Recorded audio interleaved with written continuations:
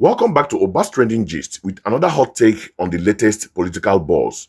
Today we are diving deep into the heated debate surrounding the People's Democratic Party's recent decision to zone its presidential ticket to the South for 2027 election.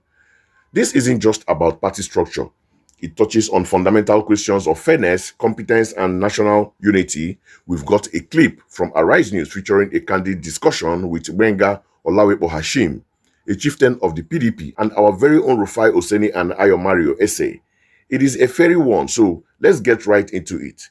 Sit back and take a watch. You know, two things. I mean, the same thing, you lost in the last election with the formula that you're proposing for this election. So it sort of cancels out what you said about the formula not working with President Goodluck Jonathan. It's the same thing that happened in the last election. But let me ask you though, when you talk about the North Central, because I believe that that's what you're speaking for, that it's the turn of the North Central. How about former leaders in Nigeria? I'm not for turn by turn. Okay. I'm only presenting arguments from various regions. I'm not the turn by turn. Yeah, but in terms of region, I've been clear. I want a competent president. Okay, irrespective of where they're from, just because you guys are forcing the conversation. You are imposing the conversation on Nigerian. Nigerian people are not interested in this conversation. They want a president that is competent, that will fix the economy, that will fix national security.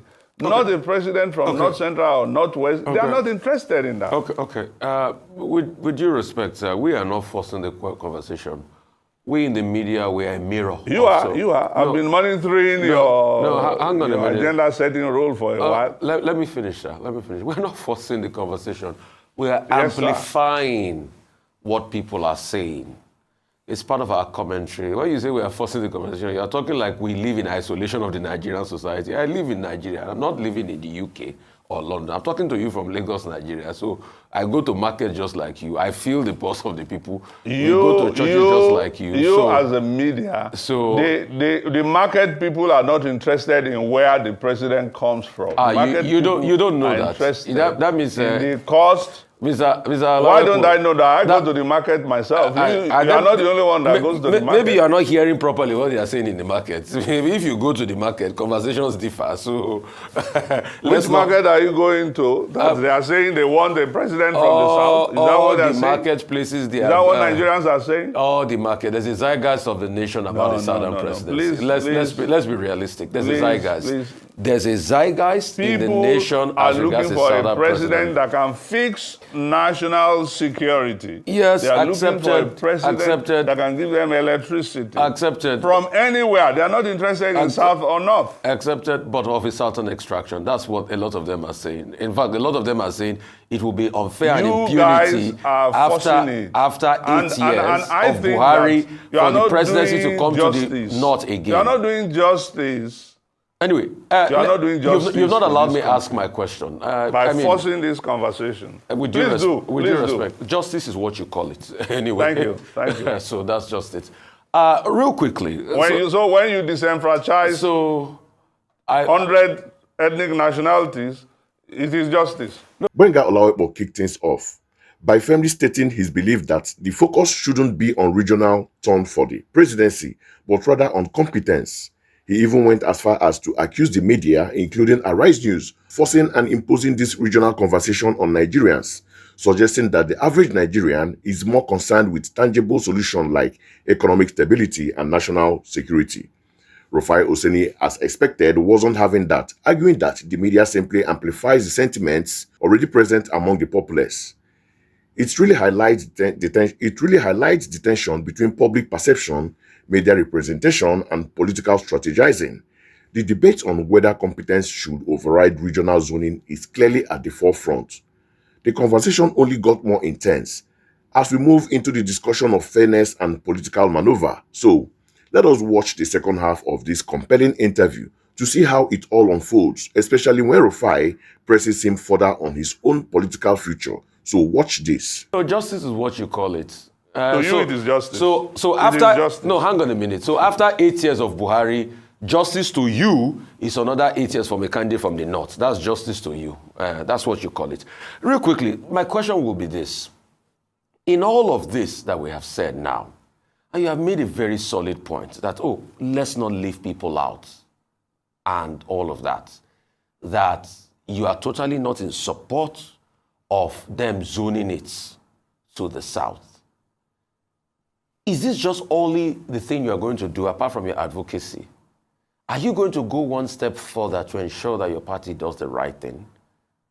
And what will those steps be, the next steps? When I was talking, you said you were not going to go to court, but are there other things you are going to? Earlier on. No, are they go to? You said you were not going to court. I answered this question. So are there other things you are going to do? I said there will be many other National Executive Committee meetings before the primaries.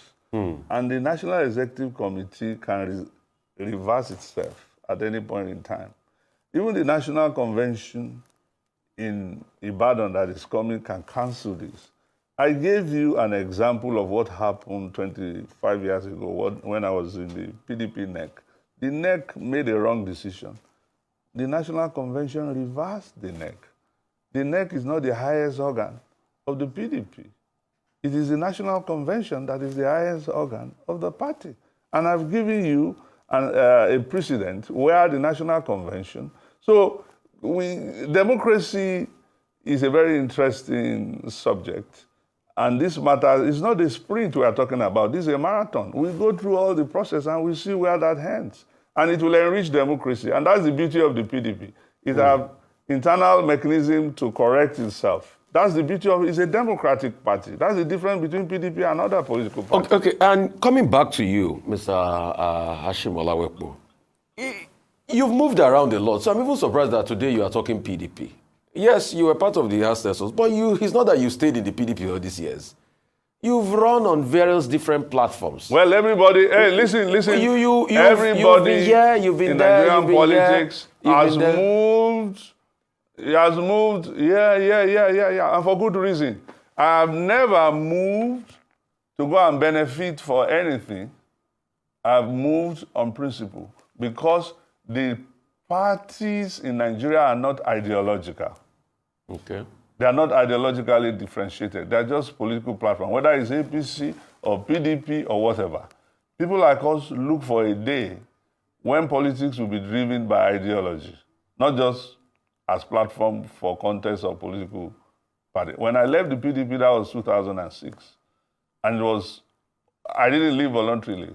In fact, we were expelled from the party, we fought, we came back, and all that. Okay. We had a lot of issues, and people lost their lives. Okay, Some of my colleagues, like Harry Marshall, were assassinated. So we didn't just leave because we were looking for greener pasture.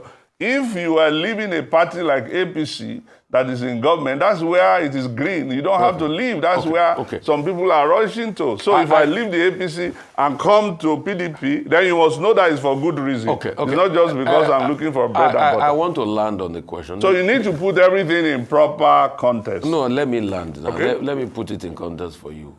The question I you have landed. You asked me a question and said you have moved around. And no. You got in midway. You didn't even allow me land. I have not gotten to the question I wanted to ask. I was putting land, Mr. In landing, Rufai, I'm waiting. In landing, what's going on with Hashim Olawepo's presidential ambition? When will he be president? That's where I was going to. Well, that is in the hand of God. I mean, that's a question that no human being can ask or answer. God will determine when Gbenga Hashim will be president. But it won't stop Gbenga Hashim from aspiring or from dealing with issues that have to do with the political rights of the people of Nigeria. So would you run in this PDP convention? President Buhari contested many times before he became president. President Ichilema of Zambia ran 4 times before he became president. So that's not a question that is of any significance, Abraham. In this segment, Rufai Oseni directly challenged Gbenga Hashim on the concept of justice, particularly whether it would be fair for the presidency to return to the north after 8 years of a northern president. Hashim deflected, reiterating his point about a competent leader, regardless of origin, who can fix the nation's problem. He also highlighted the internal democratic mechanism within the PDP, such as the National Executive Committee and National Convention, which have the power to overturn earlier decisions. suggesting that the current zoning is not set in stone. The most intriguing part for me was when Rufai probed his own political journey, highlighting his movement across different platforms.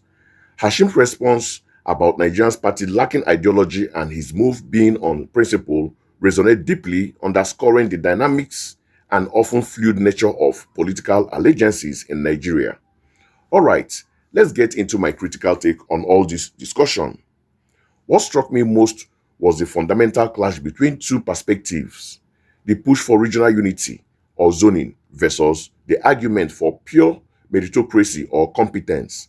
While Hashim strongly advocated for competence, arguing that Nigerians are tired of regional politics and want real solutions to the economy and security, the underlying reality of Nigerian politics is deeply entrenched in identity and regional consideration. Ignoring this completely, as Hashim seems to suggest the populace does, might be an oversimplification. The zeitgeist of the nation that Rufai spoke of, favoring a southern presidency after Buhari, isn't just media fabrication. It reflects a genuine desire for balance and fairness in a multi-ethnic, multi-religious country.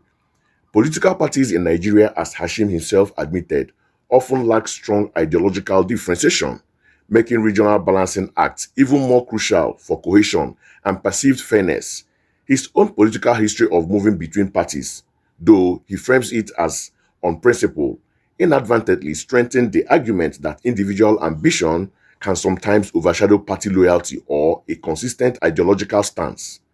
Ultimately, the question isn't solely about finding the most competent individual, though that's vital, but also about navigating the complex socio-political landscape of Nigeria, where representation and a sense of belonging are equally important for stability and progress. The PDP, by zoning to the south, is attempting to address this balance, even if it appears to contradict a pure meritocratic ideal. The internal mechanism he mentioned for reversing decision also showed that this is an ongoing political chess game, not a settled matter. So, there you have it, folks. The debate over zoning versus competence for the 2027 presidency is far from over, and it clearly reflects the deep-seated complexities of Nigerian politics. What are your thoughts on this? Do you agree with Benga's stance on competence, or do you believe regional balance is key for Nigeria's future? Let me know in the comment below. Don't forget to like this video, share it with your friends, and subscribe to Oba's Trending Gist for more insightful discussion. Until next time, stay woke and stay trending.